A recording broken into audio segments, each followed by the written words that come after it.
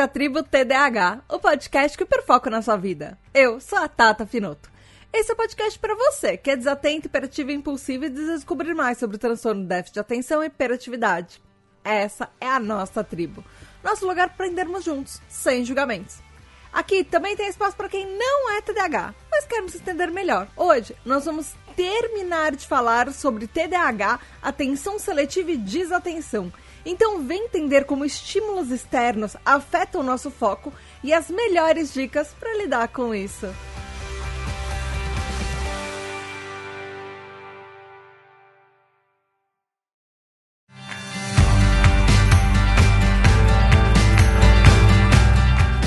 Oi, tribo, tudo bem? Aqui é a Tata Finoto e essa é a segunda parte dos episódios sobre atenção seletiva e desatenção. Então, se você não ouviu a primeira parte, pausa, volta no episódio anterior, que eu tô aqui te esperando. Mas se você já ouviu, eu tenho recadinhos muito rápidos. O primeiro é que eu estou lançando a pesquisa da Tribo TDAH 2025, que é um grande censo TDAH, para conhecer a nossa comunidade, entender um pouco mais sobre você que está aí do outro lado me ouvindo, ou você que acompanha as redes sociais. Então vai lá responder, ela é super rapidinha, são algumas perguntas só, e isso vai ajudar a descobrir o futuro da Tribo TDAH também, porque tem projetos novos chegando no segundo semestre e essa pesquisa vai me ajudar a entender o que eu vou fazer com esses projetos. É isso. Você também pode dar 5 estrelinhas no podcast, curtir no podcast onde você ouve. Você pode indicar para os seus amigos e familiares. E o mais importante, para que todo o trabalho da Tribo TDAH continue, você vai lá em apoia.se/Tribo TDAH e se torna um TDAH Hyper. Você tem direito a um grupo de apoio exclusivo, também um encontro anual dos apoiadores. No segundo semestre nós teremos o nosso encontro. Você vota nos temas dos episódios, participa das gravações de roda de conversa, você ouve o seu nome nos episódios, recebe os episódios adiantados, descobre todos os segredos de bastidores que estão rolando por aqui. Tem uma pesquisa exclusiva só para os TDAH Hypers, para melhorar os apoios deles também. E você também recebe parabéns no mês do seu aniversário. E os aniversariantes de junho são: dia 17/6 tem Thalita Camargos, junto com Anderson Torquata. Dia 19, Sky Atura. Dia 24, Shinodex. Dia 26, Val Armanelli. Dia 29, Eduardo Maldonado. E dia 30 de junho, Rafa Brito. Parabéns, parabéns, parabéns, parabéns, parabéns. Muitas, muitas, muitas felicidades no mês especial de vocês. Beijos da Tata. Então agora vamos pro episódio? No episódio anterior, a gente definiu o que é a atenção, o que é a atenção seletiva, como funciona a atenção no nosso déficit de atenção e os problemas do nome déficit de atenção, porque ele não é exatamente um déficit de atenção. O nosso cérebro TDAH, como funciona com tudo isso e os tipos de atenção seletiva no TDAH. Nesse episódio, a gente vai falar sobre a atenção seletiva no TDAH com relação a estímulos visuais, estímulos sensoriais, estímulos sonoros e também terminar com dicas. Como eu falei no episódio anterior, toda a atenção que a gente dá a alguma coisa, ela é meio seletiva, porque é uma escolha ativa. Você tá prestando atenção em uma coisa e deixando várias outras coisas de lado. Então, essa orientação atencional, ela pode ter múltiplos focos, múltiplos alvos possíveis. E isso é um componente importante, porque ajuda a guiar e selecionar justamente a nossa atenção.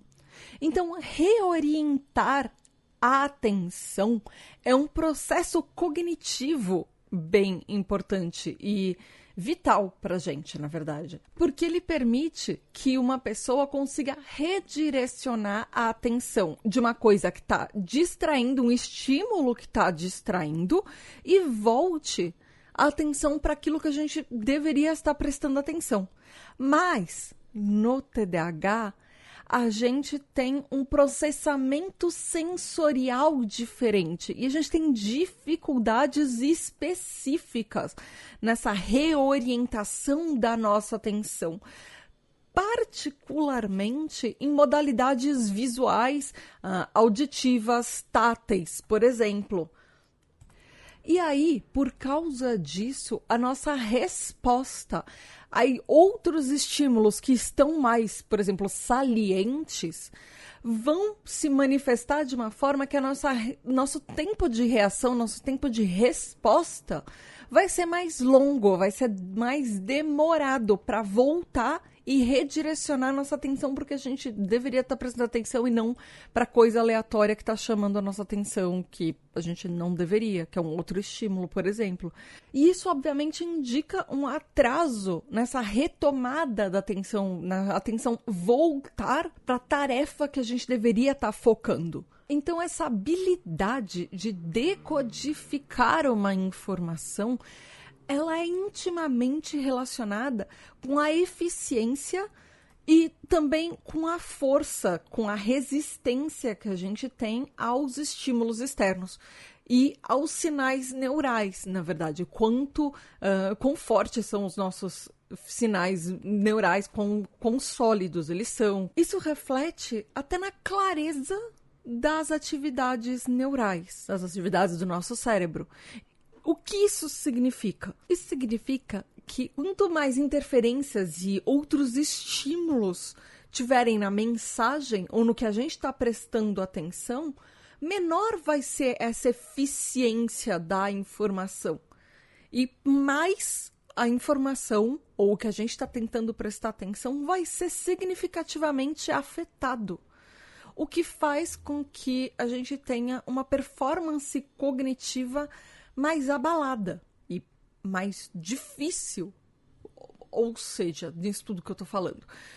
Quanto mais estímulos externos que estão tentando roubar o seu foco de atenção, mais difícil é para prestar atenção naquilo que você quer. Porque a gente vai prestar atenção no passarinho que está cantando lá fora, no sol que está brilhando, nas criancinhas que estão brincando no parquinho, na conversa das pessoas que estão perto, mas não, por exemplo, naquilo que a gente deveria estar prestando atenção. Que é alguém falando diretamente com a gente, por exemplo, ou uma tarefa chata no computador que a gente está fazendo. E como eu disse no episódio anterior, eu achei vários estudos super interessantes que eles destrincham esses tipos de estímulos e barulhos que os estudos chamam de barulho, mas por barulho a gente entende os estímulos externos. Todas essas coisas estão tentando roubar a nossa atenção. E agora chegou a hora da gente falar um pouquinho de cada um deles. Eu não vou falar de cada sentido que a gente tem, eu vou falar principalmente daqueles que os estudos são mais robustos. A gente vai começar por estímulos visuais, depois a gente vai falar sobre estímulos sensoriais e depois estímulos sonoros, que eu acho que são talvez os três que impactem mais na gente, de uma certa forma. Então, vamos lá, que tem bastante coisa para falar e bastante coisa interessante que eu achei. Eu acho importante começar falando que o sistema visual, ele é limitado no número de elementos que a gente pode processar ao mesmo tempo e ver. Então, se você, por exemplo, está olhando pela janela nesse momento, tem um monte de informação visual na sua frente, mas o seu cérebro vai tornar a maioria delas paisagem, porque elas são, mas o seu cérebro vai processar só algumas delas, porque é muita coisa ao mesmo tempo.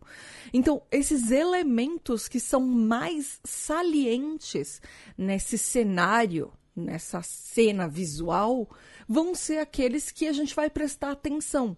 São elementos que estão ativamente direcionando a nossa atenção para eles. Estão focando, estão selecionando a nossa atenção para as coisas que chamam mais, são mais chamativas, por exemplo. E isso eu acho que é fácil explicar com um filme. Quando a gente vai no cinema, que tem aquela tela enorme, que tem um monte de coisa acontecendo, tem um monte de elemento na tela, tem um cenário, tem os elementos dos detalhes do cenário que foram minimamente pensados, mas a sua atenção, ela é sempre focada para a ação que está acontecendo, para o principal, que são geralmente os personagens e o diálogo e o que está acontecendo de importante. De repente, a cena de ação do super-herói voando, do carro explodindo, sei lá, alguma coisa, ou do casal beijando, enfim. A sua atenção, por mais que tenha um monte de coisa em volta, no cinema a gente faz isso na vida, mas no cinema talvez fique mais claro, porque você visualmente meio que descarta todo o resto das informações que estão ali naquela tela enorme. E aí você foca mais em um ponto. Você tá ciente que tem outras coisas ali. Mas a sua atenção mesmo tá naquilo mais importante que tá acontecendo. Então, essa seletividade atencional é uma seleção.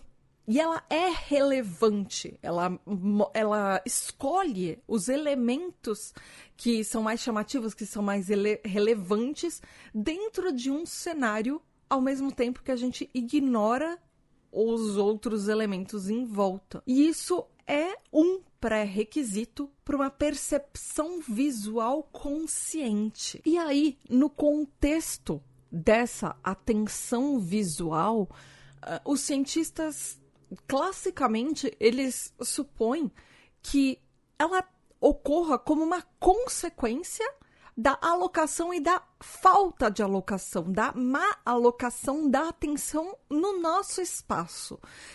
Porque a gente acaba perdendo a resposta de um alvo, a resposta de alguma coisa que a gente deveria estar prestando atenção. Ou a gente pode fazer uma seleção errônea de um elemento de distração. Ou o que isso quer dizer? Isso quer dizer que a gente pode prestar atenção numa coisa quando a gente deveria estar prestando atenção em outra. O nosso foco vai para uma coisa que a gente está olhando quando a gente deveria estar olhando para outra, na verdade. Então, mesmo a atenção seletiva visual, ela pode ser errada. Você pode estar seletivamente olhando para uma coisa, quando você, na verdade, deveria estar olhando para outra. Então, o que os cientistas chamam de anormalidades visoespaciais no TDAH, elas estão presentes em vários estudos há muito tempo. E isso faz com que tenha um aumento da variabilidade do nosso tempo de reação, ou seja, a gente tem um tempo de resposta para reagir às coisas que ele é muito variável. E essa variável, né, de quanto tempo a gente pode demorar no TDAH, ele é muito individualizado até. O que, segundo os próprios cientistas, eles falam que isso pode refletir até padrões diferentes entre um estudo e outro, medidas entre um estudo e outro, ou tipo de testes diferentes que eles aplicam e tarefas diferentes que eles aplicam para mostrar esse tempo de reação no TDAH, que pode variar bastante. O que a gente pode também inferir que a gente tem um tempo de reação muito diferente no TDAH quando, a gente está só prestando atenção e 2, a gente está no hiperfoco. As coisas que acontecem na nossa atenção normal e na nossa atenção no hiperfoco, a gente sabe que são 2 momentos completamente diferentes. Mas, de uma forma geral, no TDAH, a gente tem um tempo de reação menor para perceber as coisas que a gente deveria estar prestando atenção visualmente. Então, os estudos falam de uma forma geral que crianças com TDAH têm uma seletividade atencional que ela é mais difícil. Eu falo crianças porque a maioria dos estudos foram feitos em crianças, mas a gente sabe que o TDAH vem da infância, vida adulta, terceira idade, enfim, vai ser a vida inteira. Mas já na infância isso é percebido, e com crianças bem pequenas também. Mas, em paralelo a isso, e eu não diria nem ironicamente, mas não é nem estranho que alguns outros estudos falem que a alocação da atenção não é um problema no TDAH. Porque muitos estudos falam que TDAHs, a gente tem resultados fora do que eles chamam de intervalo normal em atividades neuropsicológicas, quando a gente mede atenção sustentada e atenção focada. E comparado com o resto da população neurotípica, vários estudos não encontraram uma diferença significativa na orientação dessa atenção. Isso porque a seletividade visual, ela permanece funcionalmente intacta no TDAH.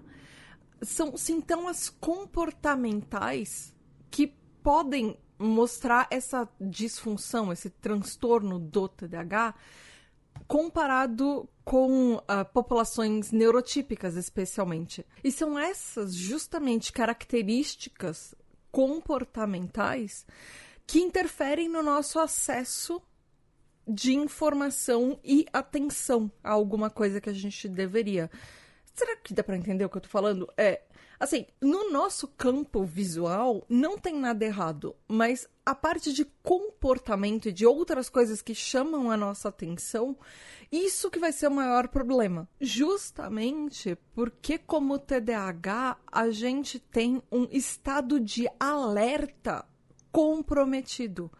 Porque a gente tem mais processos na nossa cabeça funcionando, atentos a informações que muitas vezes são irrelevantes. Ou seja, a gente presta muita atenção a muita coisa ao mesmo tempo, até aquilo que não é relevante para a gente prestar atenção, até aquilo que poderia passar desapercebido para uma pessoa neurotípica. Então, como eu disse desde o episódio anterior, atenção é um recurso limitado. Então, se você está prestando atenção a muita coisa ao mesmo tempo, alguma coisa importante vai acabar passando sem querer. Então, no TDAH, tem interações e processos que eles fogem da norma neurotípica. Por exemplo, o processo de orientação da nossa atenção e outros processos independentes associado com uma distração e um comportamento impulsivo. Ele também entra nisso tudo. Isso porque o acesso que a gente tem a todos esses processos relacionados à atenção nos nossos olhos, nos campos oculares frontais, eles são impulsionados pela atividade de um estado neural que ele é bidimensional, que ele pode ser explicado por uma ativação independente de regiões do nosso cérebro que eles modulam os níveis de distração e impulsividade, assim como os nossos níveis de responsividade comportamental, ou seja, como o nosso comportamento responde a essas áreas do nosso cérebro que foram ativadas por coisas que, por exemplo, a gente está vendo. Então, se a gente pega alguma coisa, por exemplo, que a gente tem que fazer uma busca serial, uma tarefa, comparado com neurotípicos, a gente é um pouco mais lento. E eu vou dar um exemplo bem prático. Eu tenho, por exemplo, um joguinho no meu celular. Ele é tudo uma tela branca com desenhos só de linhas pretas. Então, ele é todo preto e branco. E aí, eu tenho que achar gatinhos dentro dessa imagem. E eles estão super escondidos e não tem nada em destaque na imagem para saber onde o gato tá ou não. Porque não tem nada pintado. E aí, conforme eu vou clicando nos gatinhos, eles vão colorindo. Então, comparado com um neurotípico, tentando procurar 20 gatinhos em uma imagem pequena, que eles estão super escondidos, um neurotípico seria mais rápido do que eu. Mesmo assim, eu adoro esse joguinho, mas, enfim, é um exemplo. Quando a gente tem que procurar alguma coisa, ou procurar várias coisas em uma imagem, a gente é mais lento do que os neurotípicos. Porque existe um déficit nas nossas funções executivas no TDAH, que faz com que a gente tenha mais falhas quando a gente tem missões, ou, por exemplo, quando a gente precisa buscar ou uma tarefa que exige planejamento, persistência e até controle sequencial. Que esse controle sequencial é a gente entender a ordem que as coisas acontecem. Ter uma ordem para as coisas, ver o que vem primeiro e o que vem depois.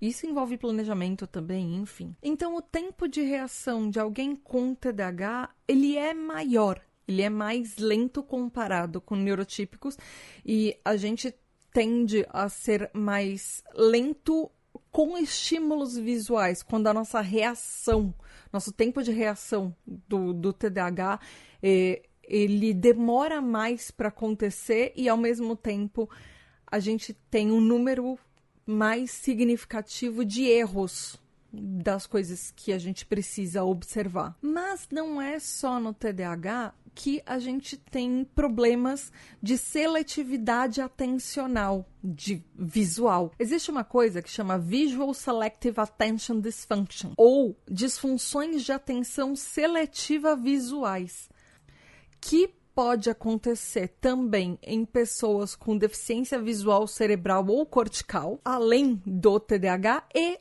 em pessoas com dislexia também. Esses 3 grupos têm algum grau de atenção seletiva visual que ela tem algum nível de dificuldade ou de deficiência. Nos estudos falam comparado com neurotípicos. E enquanto no TDAH essa atenção seletiva visual, esses problemas de atenção seletiva visual, eles são caracterizados por menor acuracidade, ou seja, a gente tem mais erros, muito mais do que um tempo mais lento, comparado, por exemplo, com dislexia. Pessoas com dislexias tendem a ser ainda mais lentas do que o tempo de reação do TDAH e ainda menos precisas, dependendo do tipo de estímulo, por exemplo. Então, a deficiência visual cerebral ou cortical, ela ainda tende a ser ainda mais lenta e menos precisa comparado com a dislexia e com o TDAH também. Então, esse é o tipo de coisa que não acontece só com a gente, acontece em outros tipos de formações atípicas cerebrais também. E aí, ok, agora eu acho que eu já falei tudo que eu tinha para falar sobre os estímulos visuais. Vamos para os estímulos sensoriais, então? Um dos aspectos das características do TDAH é a nossa sensibilidade a estímulos do ambiente à nossa volta. Isso faz com que a nossa desatenção seja até um processo multimodal, ou seja, a gente usa de vez em quando métodos táteis até para tentar limitar a nossa distração auditiva no ambiente. Como, por exemplo, a gente faz steaming e fidgeting, ou seja, a gente fica se contorcendo, se remexendo. Às vezes a gente pega objetos para ficar manipulando na mão para tentar focar em coisas que as pessoas estão falando. Inclusive, eu explico todo esse processo mais detalhadamente no episódio da Tribo TDAH. O TDAH explica número 5, atividades manuais, fidgets e steams ajudam na atenção do TDAH.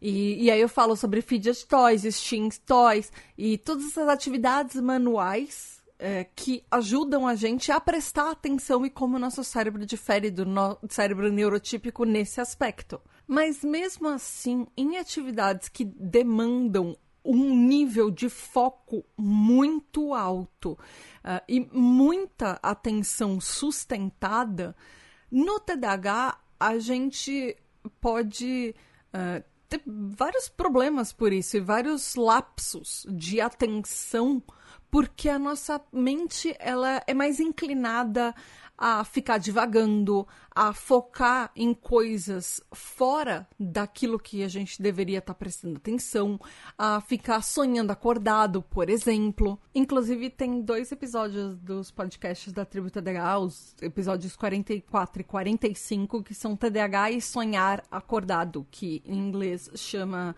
a Maladaptive Daydreaming, que eu explico todo esse processo, enfim, e como isso afeta também na nossa atenção. E aí, lembra que eu falei do tempo de reação do TDAH, que ele é mais lento com estímulos visuais?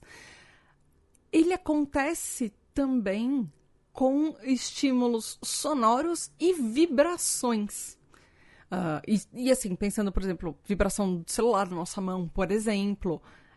Então, numa média, a gente mais lento até imediatamente depois que esse som ou essa vibração acontece.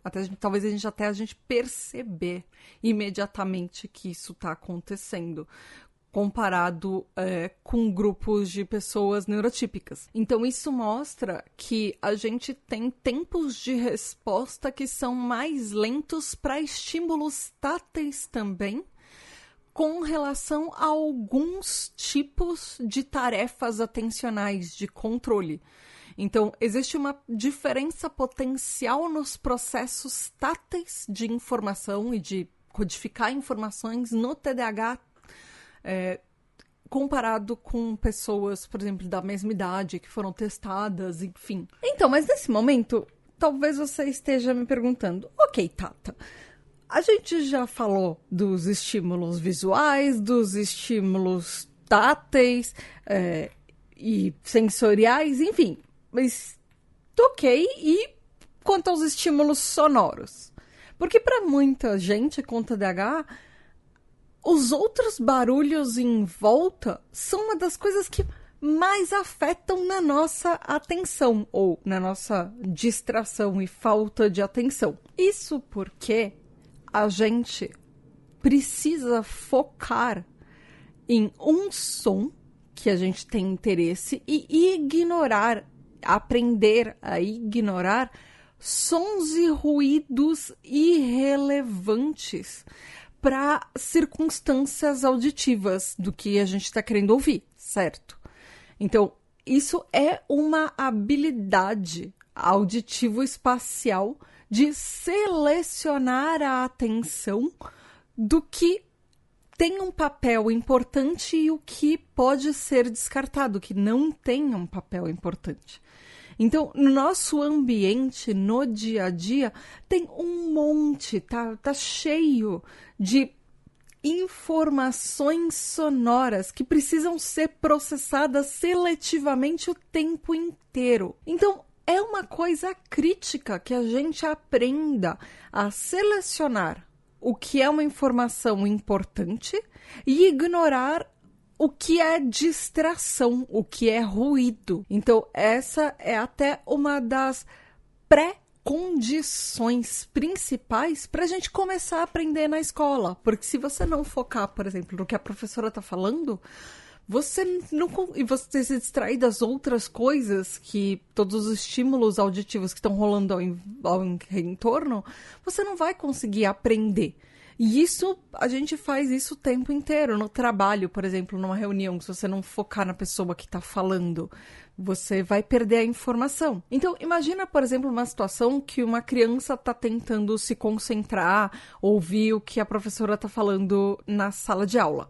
Mas aí, tem um monte de coleguinha em volta que está cochichando e sussurrando, ou um passarinho lá fora tá piando. Então, isso, inclusive, comigo, era uma situação extremamente frequente. A professora me tirou de perto da janela porque eu ficava olhando os passarinhos lá fora, olhando o parquinho lá fora. Aí, ela me tirou de perto da porta porque eu ficava olhando as atividades fora da porta, da sala de aula. E aí eu tinha que sentar na primeira carteira no meio da sala de aula para tentar me distrair menos com ruídos e barulhos e informações visuais que estavam acontecendo no entorno. Então, principalmente para criança, é difícil de focar nisso. E isso vai continuando até na vida adulta. A atenção seletiva funcional que a gente tem de aprender a selecionar o que é ruído, o que é informação importante, é uma coisa de nível adulto, que pelo menos os estudos chamam. Isso vem do desenvolvimento dos córtices sensoriais do nosso cérebro. Tem uma rede de controle frontoparental que ela organiza as cenas visuais, as cenas auditivas, as sensoriais, para fazer com que as coisas que estão estímulos à nossa volta virem informações importantes e relevantes ou sejam descartadas, como paisagem, por exemplo. ou só distrator e barulho, ruído, enfim. Ainda é uma coisa que a ciência discute e precisa ser mais estudada, como a gente tem dificuldade e como o TDAH é afetado nessa atenção seletiva por causa de estímulos auditivos. Mas tem alguns estudos que mostram que a gente tem alguns déficits de atenção seletiva até para processar essa percepção, esse começo de percepção, essa percepção precoce, e reduzir os estímulos auditivos que estão em volta. O que faz com que a gente tenha um problema na filtragem dessa audição seletiva. Lembra que eu falei no primeiro episódio que a gente tem um problema de filtro no TDAH? Um dos problemas de filtro é isso. É ter um funilzinho de pegar todo o bando de informações e ruídos e barulhos e selecionar, passa por uma peneirinha ou por um funil, do que vai sair de útil dali e o que deveria ser descartado ou deveria não ser prestado atenção. Então, mas mesmo assim tem outros estudos que ainda afirmam que TDAH, a gente tem um comprometimento na atenção, ao invés de uma deficiência na atenção seletiva auditiva. Então, alguns estudos falam que a gente tem uma deficiência, outros falam que a gente tem um comprometimento. Mas, de qualquer jeito, a gente tem um problema ali. A gente tem maior dificuldade nisso. Porque o TDAH significa que a gente é mais suscetível a distrações irrelevantes de estímulos auditivos. Principalmente para a gente reorientar a nossa atenção, comparado com neurotípicos. A gente tem menos respostas corretas para estímulos auditivos e mais respostas que a gente erra. Então, em tarefas, por exemplo, que exigem memória de trabalho no TDAH, as nossas redes de atenção no cérebro, elas se tornam meio misturadas e embaralhadas quando a gente fala de uma memória de trabalho mais extensa. Principalmente quando a gente... Porque essa memória de trabalho, ela acaba tendo um estresse nela por causa do nosso cérebro, que um cérebro neurotípico ele não deveria ter. Então, pessoas com TDAH, a gente não consegue atenuar essas respostas corticais auditivas aos sons irrelevantes, ou seja, a gente não consegue descartar os sons irrelevantes, eles continuam presentes na nossa cabeça, a gente continua meio que prestando atenção neles, mesmo quando a gente está fazendo alguma coisa que precisa da nossa atenção e da nossa memória de trabalho, em situações que a gente precisa estar muito, muito focado. Então, a gente tem uma atividade auditiva que ela é aumentada. Ou seja, a gente, dentro desse nosso filtro, ele também entram sons que são irrelevantes. O que faz com que a nossa memória de trabalho, ou seja, aquela memória que a gente usa no dia a dia, ela vai filtrar mais coisa do que deveria e ficar com menos capacidade para as coisas que a gente deveria estar prestando atenção. Então, existe aí uma desatenção sintomática no TDAH. Tem um estudo, inclusive, que avaliou crianças de 7 a 11 anos e eles falaram que as crianças neurotípicas, elas já desenvolveram nessa idade uma habilidade para balancear estímulos auditivos e suprimir estímulos que distraem, tal qual um adulto. Já aos 7 a 11 anos de idade, crianças neurotípicas já têm essa capacidade que é equivalente à de um adulto para filtrar essas informações sonoras. Já as crianças com TDAH têm essa disfunção audição espacial que na nossa atenção seletiva. Então, o que acontece é que balancear a nossa alocação de atenção e o quanto a gente demora para entender os estímulos e responder para eles, no TDAH é mais difícil.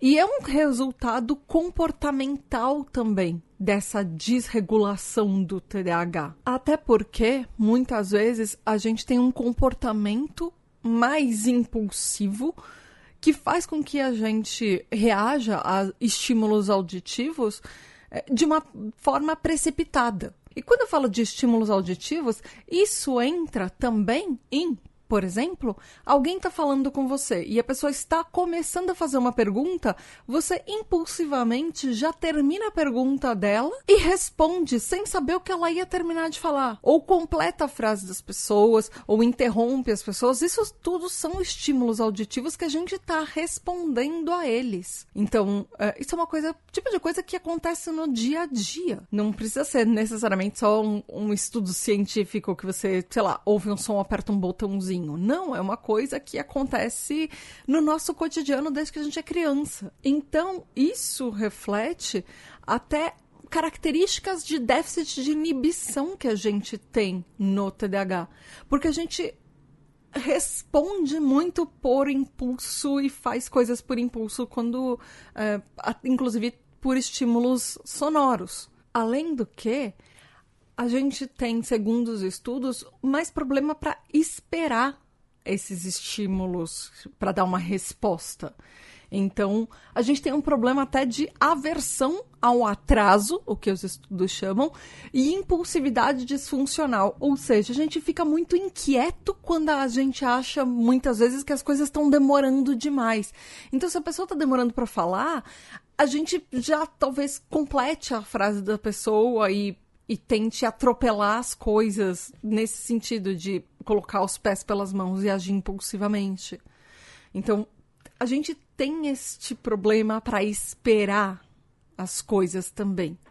Essa é até uma das características da nossa impulsividade, porque muitas vezes a gente é impulsivo também. E aí teve um estudo que quis entender a alocação da seletividade espacial de atenção, nesse caso em crianças, para sons unilaterais. Então, eles comparavam o tempo de reação, de resposta, de sons que vinham da direita e da esquerda, na mesma intensidade ou em intensidades diferentes, e deram resultados diferentes para crianças neurotípicas e TDAH. Então, essa lateralização pode ter um efeito até de estímulos físicos assimétricos no nosso TDAH. Então, quanto mais, por exemplo, um som vem só de um lado ou só do outro, a gente vai ter tempos de resposta mais lentos comparado com neurotípicos, em comparação do que quando o som, quando a gente é TDAH, ele vem, por exemplo, ele não tem essa lateralização, quando o som é mais amplo, por exemplo. O que acontece? Então, vamos colocar num exemplo prático. Uma criancinha neurotípica, se tem uma pessoa longe chamando de uma direção, a criancinha neurotípica vai automaticamente olhar para aquela pessoa da onde veio a direção chamando o nome dela.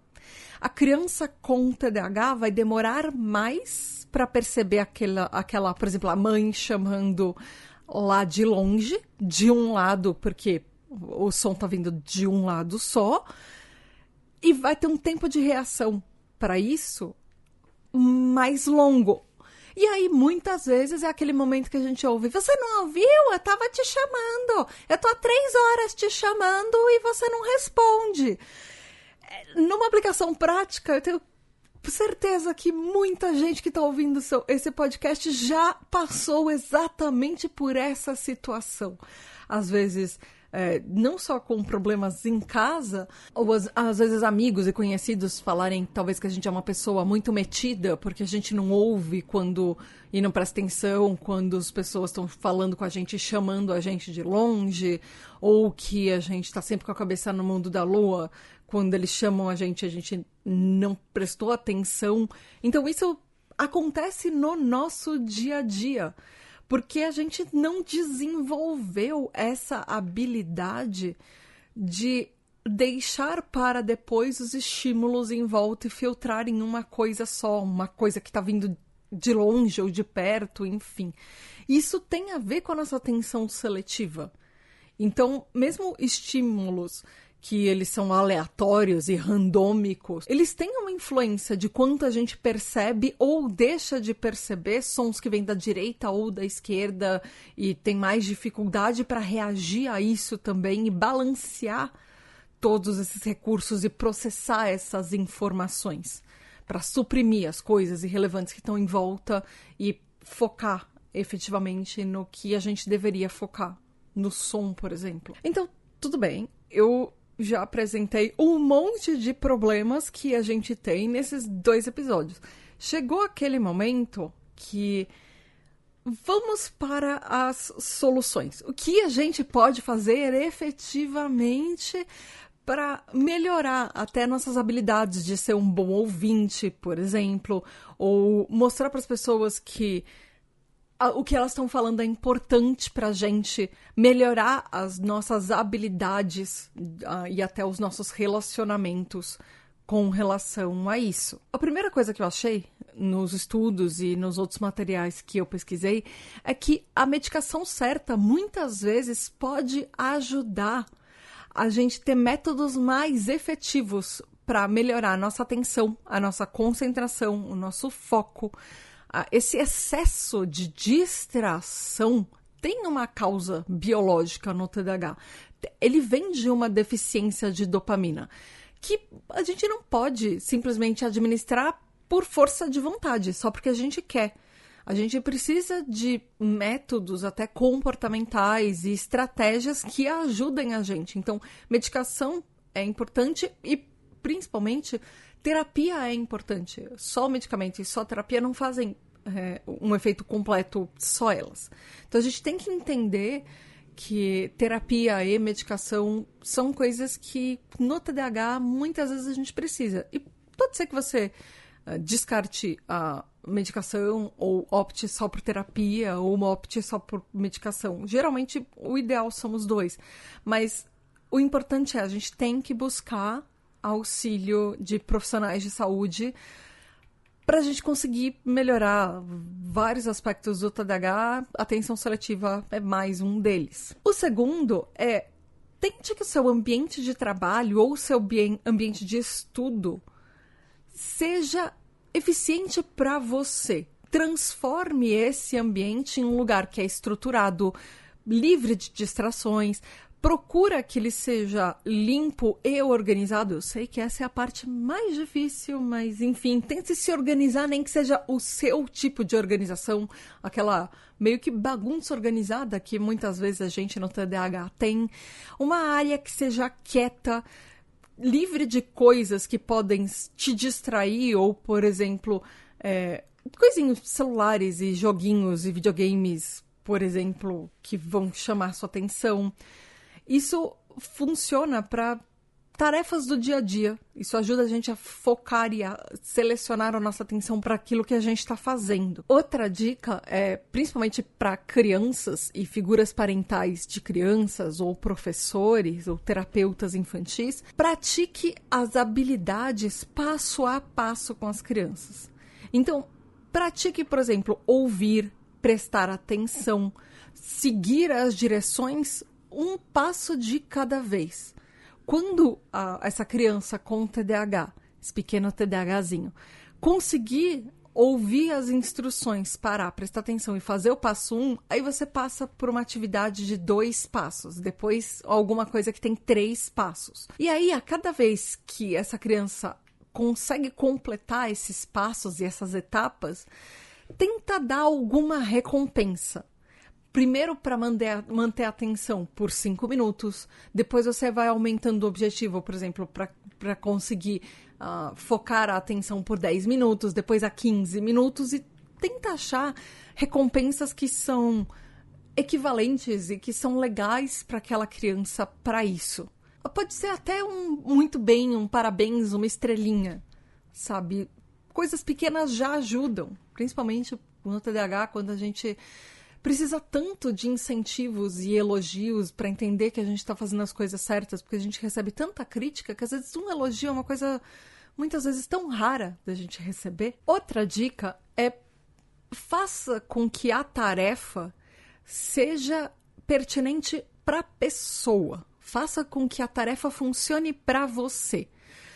Porque tarefas pequenas funcionam muito melhor para o nosso span de atenção dispersivo do TDAH. Então, quando a gente tem um projeto muito grande, ele deveria ser, idealmente, quebrado em pedaços menores que a gente consegue lidar mais. Não necessariamente você precisa completar cada etapa de uma vez só. Às vezes são etapas menores, mas que vão demorar mais dias ou mais horas para completar. Ou deixar um trabalho para uma outra hora, por exemplo. Mas já fazer e entender que aquela é a primeira etapa que você precisa começar para depois passar para outra, ajuda a administrar nossa frustração, até treinar o nosso planejamento e até deixar a gente menos ansioso e menos sobrecarregado com coisas muito grandes e muito trabalhosas. Uma das coisas que alguns sites falam que é uma verdade universal do TDAH, mas, enfim, isso pode mudar de pessoa para pessoa. Mas o negócio é que a nossa atenção, ela é sempre significativamente melhor quando a gente tem algum interesse e a gente está, às vezes, emocionalmente mais investido em uma tarefa. Então, quanto mais dificuldade a gente tem, pior a gente vai achar que é aquela coisa que a gente tem que fazer. E a gente tem muito mais dificuldade com coisas que são chatas, repetitivas, burocráticas, por exemplo. Então, quanto mais interessante a gente conseguir que aquele projeto se torne para a gente, e quanto mais investido naquilo e interessante e curioso a gente for, talvez, sobre aquilo que a gente está fazendo, mais interessado a gente vai estar e mais atenção vai ser fácil para dar para aquilo. Outra dica é: faça um esforço ativo. Então, quanto mais a gente se esforça para ouvir, estudar, trabalhar ou ler, mais fácil vai se tornando a gente focar a atenção. Quando a gente lê, por exemplo, você pode sublinhar as partes importantes ou fazer alguma marcação nos fatos que chamam mais a sua atenção, ou, por exemplo, fazer perguntas sobre coisas que você não está entendendo quando alguém está falando com você, ou que está confuso, que não está claro. Participar mais ativamente das discussões.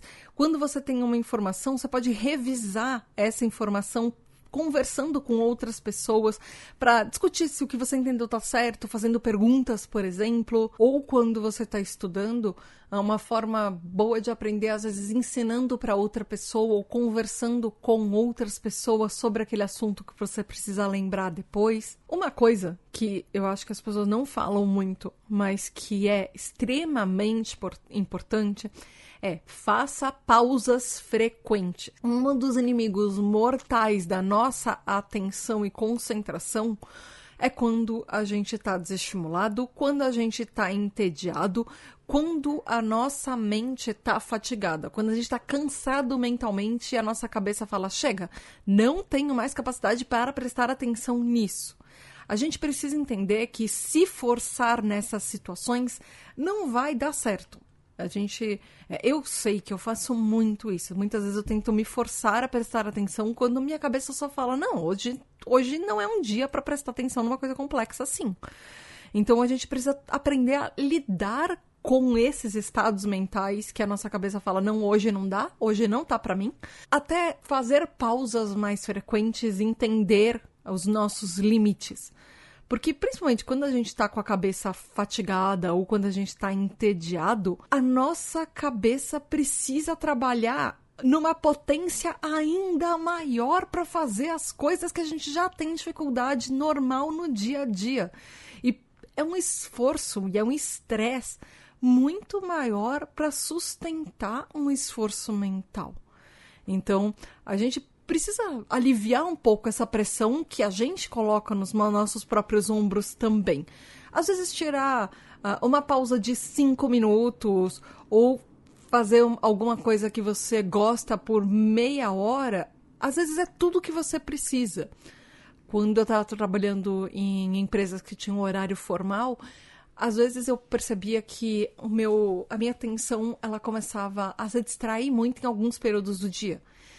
Principalmente antes do almoço, você começa a ficar mais inquieto depois de trabalhar um monte de horas e ficar mais com fome.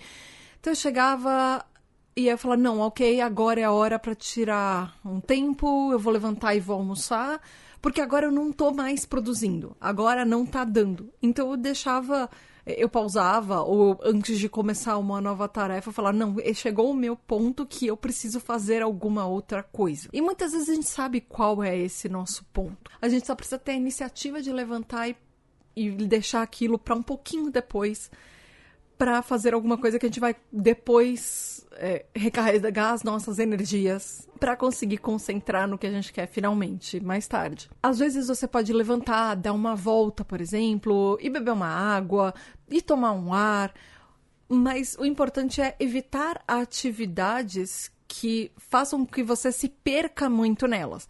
Por exemplo, não vai assistir televisão, não vai checar o e-mail porque você vai passar um tempo ali respondendo e vai esquecer as coisas que você estava fazendo antes, ou não abra mídias sociais, porque aí uma das maneiras mais fáceis da gente se perder no que a gente está fazendo é olhando mídia social. Outra dica que eu encontrei é: seja claro com você mesmo sobre os seus objetivos, sobre o que você espera de você mesmo e dê prêmios para você. Se recompense por fazer as coisas. Faz uma lista, talvez, de regras para você focar que incluem coisas básicas. Às vezes, esperar que as pessoas terminem de falar para você responder, ou depois que você tem todas as informações, só depois disso você vai começar um projeto.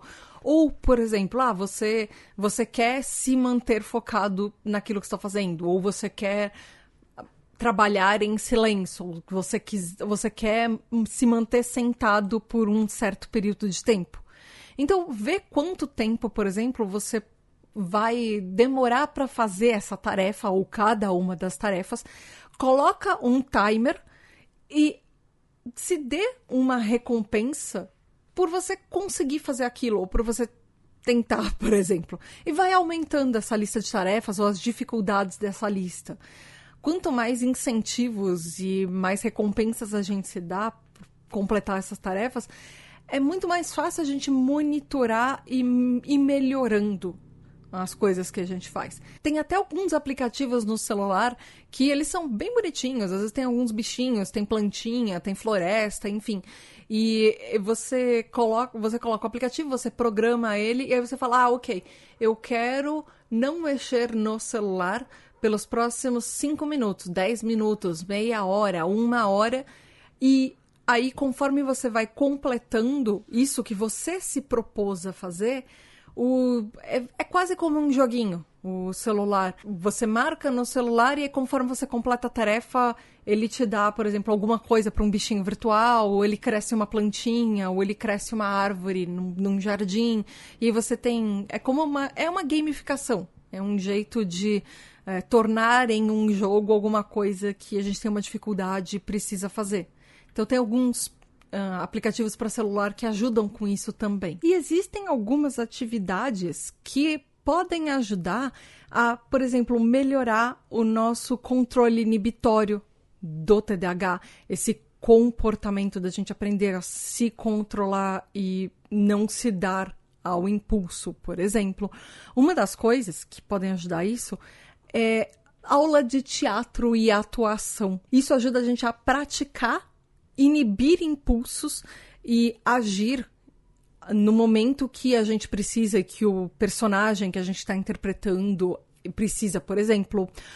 Outra coisa que ajuda em controle de inibição é tocar um instrumento ou fazer música junto com outras pessoas. O importante é que seja junto com outras pessoas, porque ensina você a esperar a sua vez para quando o seu instrumento ou talvez a sua voz vai entrar naquele conjunto, naquela música, por exemplo. Outra coisa que ajuda controle de inibição é rotina de comédia. Aprender a fazer comédia e rotina de comédia, stand-up, por exemplo. Isso ajuda até... É uma prática, e às vezes é uma prática que não é fácil, você aprender a, por exemplo, não rir das suas próprias piadas, entender o tempo da plateia e dar tempo para você contar a piada, esperar os outros rirem antes de contar uma outra e não perder esse timing, esse tempo entre uma piada e outra para que a plateia possa reagir. E outra coisa que eu achei que pode ajudar nesse controle inibitório é uma coisa, eu achei só em inglês, chama buddy reading, ou eu acho que dá pra gente traduzir como leitura com um parceiro, que é especialmente para crianças, quando você pega 2 crianças ou mais crianças, uma rodinha, e cada um precisa ler uma parte, um parágrafo, uma página ou um capítulo, e aí as crianças precisam aprender a ouvir o que o outro tá lendo, para depois poder ler a parte dela em sequência. Isso ajuda a que a gente seja melhores ouvintes, a prestar mais atenção. Outra coisa que pode ajudar nisso é também, por exemplo, fazer desenhos enquanto as pessoas estão falando, desenhar coisas ou desenhar o que você está ouvindo, ajuda até a lembrar o que as pessoas estão falando. Isso é uma estratégia que pode funcionar inclusive para adultos. Eu achei também dicas que podem melhorar a nossa inibição de controle de atenção. Por exemplo, cantar num coral ou cantar num grupo é uma atividade que ela ajuda a gente se inibir e não, por exemplo, cantar a música inteira e entrar só na parte que você precisa. E isso ajuda a controlar a atenção seletiva. Ou ouvir histórias, por exemplo, ler alto, ajuda a manter e sustentar a atenção, porque precisa que a gente esteja prestando atenção em alguma coisa e foque em uma coisa sem a ajuda de estímulos visuais. Então, por exemplo, você que está aqui ouvindo o podcast, isso já é uma certa forma de um treino de controle de atenção. Ainda mais que eu acho, às vezes, muito chato fazer monólogos aqui, então, às vezes, eu acho que é igualmente chato para você que está só me ouvindo, sem um estímulo visual. Então, isso é uma forma de um treino de controle de atenção. Outra coisa que pode ajudar controle de atenção, andar na linha ou andar numa corda. Eu tenho visto as pessoas chamando isso de slackline, que é quando você estica, por exemplo, uma corda, tipo uma corda bamba entre 2 árvores, por exemplo, e você pratica andar em cima dela. Slackline é um esporte de equilíbrio. Isso já ajuda com outras coisas no TDAH, porque a gente já tem uma falta de equilíbrio e percepção visoespacial. A gente já falou disso em outro episódio, nos episódios 126 e 127, para ser mais precisa. E além de desafiar o nosso equilíbrio, o nosso balanço, ajuda a gente a focar a atenção e concentração no que a gente está fazendo, porque senão a gente acaba caindo da corda. Mesmo que ela esteja a 1 pé do chão, mas enfim, que ela esteja a 30 centímetros do chão, mas enfim, a gente precisa prestar atenção para a gente manter o que a gente está fazendo, manter aquele equilíbrio. E outra coisa são jogos que podem ajudar na atenção. A gente já sabe que o melhor jeito de aprender alguma coisa são atividades que a gente tem interesse, que são divertidas.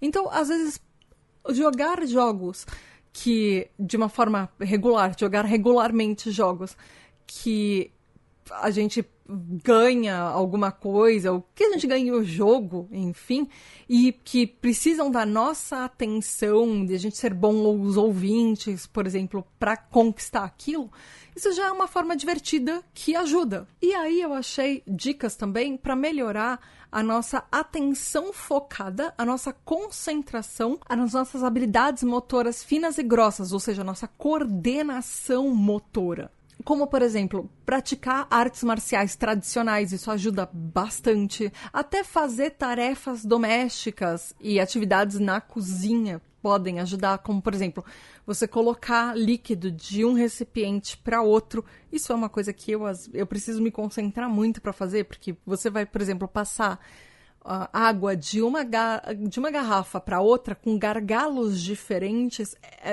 Para mim, sempre foi muito difícil. Eu tenho treinado bastante fazer isso. Às vezes, você levar uma bandeja cheia de copos e líquidos sem derramar. Isso, para mim, é uma atividade muito estressante quando eu estou numa praça de alimentação e tem, por exemplo, um copo de alguma coisa que eu vou beber, um copo de suco, junto com a comida na minha bandeja. Eu tenho que levar a bandeja do restaurante que eu pedi a comida até a mesinha que eu estou sentando sem derrubar e sem esbarrar em ninguém. É uma coisa que precisa de muita atenção. Outra coisa que ajuda na concentração e atenção é você descascar vegetais, por exemplo, ou aprender a costurar, aprender a fazer malabarismo, ou até artes manuais, fazer pulseirinhas e crochê, ou fazer, por exemplo, artesanato com miçangas. Tenho certeza que você nunca achou que você fosse ouvir miçangas, artes marciais e slackline em um podcast de TDAH, mas o que foi esse episódio foi isso. Enfim, e a última dica que eu trago para você é pra gente aprender a se automonitorar e ser mais bondoso com nós mesmos, a gente ter diálogos internos mais positivos e se culpar menos pelas coisas. Eu sei que às vezes é uma coisa difícil a gente ser gentil conosco. Às vezes a gente é muito mais fácil ser gentil com os outros e a gente se cobra muito, às vezes muito mais que os outros nos cobram. Mas, enfim, com o tempo e com prática, a gente consegue melhorar. Muitas das habilidades e características do TDAH, elas podem ser treináveis, mas a gente precisa estar ciente das coisas e do que quais são os nossos pontos positivos, quais são os nossos pontos negativos, o que a gente precisa melhorar. Então, a gente precisa ter essa consciência do que mais nos distrai, por exemplo. A partir do momento que a gente começa a aprender a reconhecer isso, o que nos distrai, ou como é que a gente fica quando a gente fica distraído, a gente aprende a monitorar quando a gente foge da tarefa. E a gente começa a aprender a falar pra gente mesmo, não, presta atenção nisso, ou larga o celular de lado e vamos voltar a focar no que a gente precisa. Ou deixa eu só focar até eu terminar e depois eu posso fazer o que eu quiser. Eu sei que não é fácil, eu demoro, por exemplo, horas para gravar um episódio de podcast, muitas vezes porque eu pego o celular no meio do caminho. Não é fácil fazer isso, principalmente em tarefas que precisam de muita atenção por muito tempo. Mas a gente vai conseguindo pouco a pouco, pelo menos, vamos fazer só mais um pouquinho e só mais um pouquinho, e a gente vai aprendendo isso, meio que se treinando para isso também. Falar mais gentilmente, positivamente conosco mesmo, às vezes a gente repete coisas que a gente precisa ouvir ou poderia ouvir de outras pessoas. E especialmente isso ajuda quando a gente começa a desviar do caminho que a gente precisava fazer. Então, às vezes, pequenas frases que a gente fala pra gente mesmo ajuda a encorajar e lembrar o que a gente tá fazendo e lembrar por que a gente precisa fazer aquilo sem a gente ficar se culpando. E quanto menos culpa a gente já coloca no nosso ombro, é menos estresse. E sempre bom ter reforços positivos, mesmo que venha só da gente mesmo.